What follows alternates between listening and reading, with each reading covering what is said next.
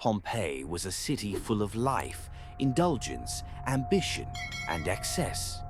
In 79 AD, it sat in the shadow of Mount Vesuvius, unaware that the mountain above was about to erase it from the map in a single day. The town had around 20,000 residents, living in a compact grid of paved Roman streets. Water flowed from 25 public fountains, supplied by Roman aqueduct engineering. Every morning, markets opened selling olives, figs, wine, and bread baked in one of Pompeii's 30-plus bakeries. Street food counters known as thermopolia served hot meals from jars. Built into stone bars, ancient fast dining for workers and visitors rushing through the city. Pompeii also had a notorious moral side. Brothels operated openly, over 25 in the city. One of the most famous marked by a carved phallus on the street, pointing the direction. Prices for services were etched into walls like menus. Sexual culture went far beyond the brothels. Explicit frescoes and mosaics decorated villas, bathhouses, and even dining rooms. Erotic art was not hidden. It was socially normalized, reflecting a city where indulgence was part of everyday culture. Entertainment defined Pompeii. The amphitheater, built in 70 BC, seated 20,000 spectators, often filled beyond the city's own population by visitors. In 59 AD, a violent riot broke out there between Pompeians and Nucerian visitors, leaving so many wounded that the Roman Senate banned games in Pompeii for 10 years. Their passion for entertainment was intense and dangerous. Gladiators were celebrities. One famous wall inscription read, "Celadus the Thracian makes the girls sigh." Another stated, "Gladiator successes, the girls love you." One gladiator endorsement even claimed, "Celadus, glory of the girls." Pompeii thrived on wine, leisure, and excess. The city contained more than 200 bars and taverns, many doubling as gambling and social hotspots. Dice sets have been found on counters, abandoned mid-game, showing how nightlife blended drinking, betting, and entertainment. Bath culture was massive, not just for hygiene, but for business, gossip, bribery, and romance. Pompeii had 50-plus public bath complexes, where the wealthy soaked in perfumed oils, and conversations mixed politics, pleasure, and persuasion in steam-filled chambers. Gladiators lived like rock stars. They had group barracks, practiced daily combat, and interacted with fans. Some endorsed politicians in graffiti like influencers of their era.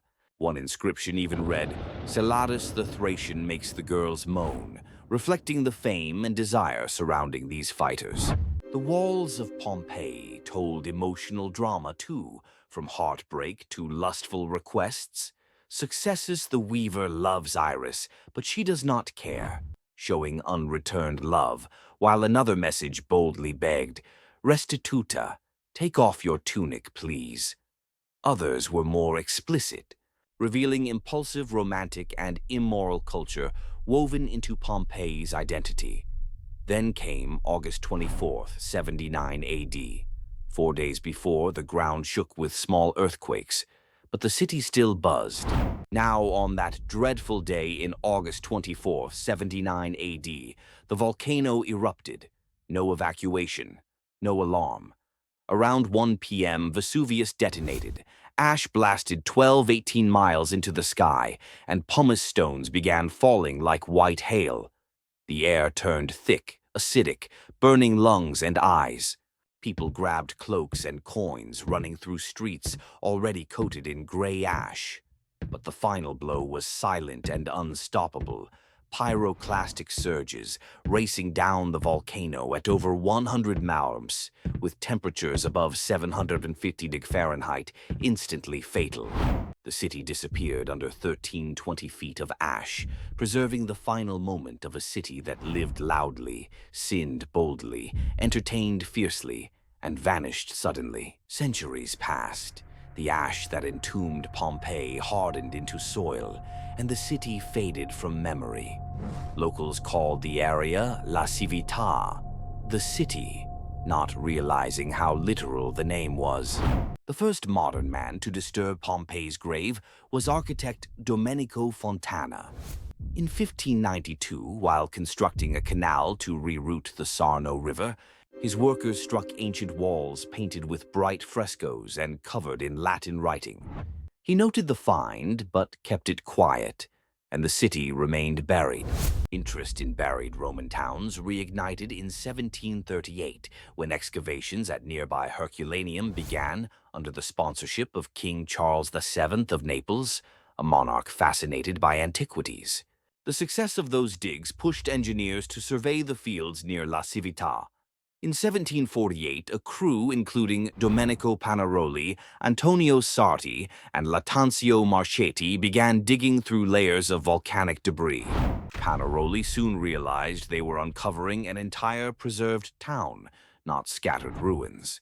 For 15 years, excavation was driven by treasure, not science.